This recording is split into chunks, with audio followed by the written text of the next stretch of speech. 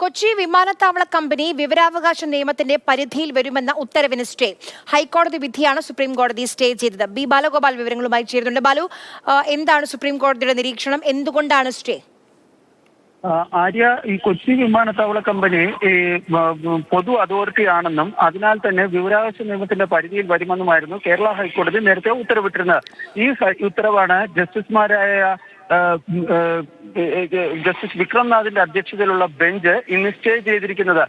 കൊച്ചി വിമാനത്താവള അതോറിറ്റി പ്രധാനമായും സുപ്രീം കോടതിയിൽ ഉന്നയിച്ചിരുന്ന വാദം ഇതൊരു പബ്ലിക് അതോറിറ്റി അതല്ല, അതുപോലെ തന്നെ ഈ സംസ്ഥാന സർക്കാരിന് ഓഹരി ഉടമകളാണെന്നും ലാഭവിഹിതം സ്വീകരിക്കുന്നവരാണ് എന്നുമാണ്. അതുകൊണ്ട് തന്നെ ഇതിനെ ഒരു പൊതു അതോറിറ്റിയായി കണക്കാക്കാൻ വേണ്ടി കഴിയില്ല എന്നും പൊതു സ്വകാര്യ പങ്കാളിത്തത്തോട് രൂപീകൃതമായ ഒരു കമ്പനി മാത്രമാണ് എന്നുമാണ് ചൂണ്ടിക്കാണിച്ചിരിക്കുന്നത്. ഏതായാലും ഇക്കാര്യത്തിൽ വിശദമായ വാദം കേൾക്കുവാൻ വേണ്ടി സുപ്രീം കോടതി തീരുമാനിച്ചിട്ടുണ്ട്. ഈ സംസ്ഥാന വിവരാവകാശ കമ്മീഷൻ ഉൾപ്പെടെ സുപ്രീം കോടതി കേസിൽ നോട്ടീസ് അയക്കുകയും ചെയ്തു. ആര്യ.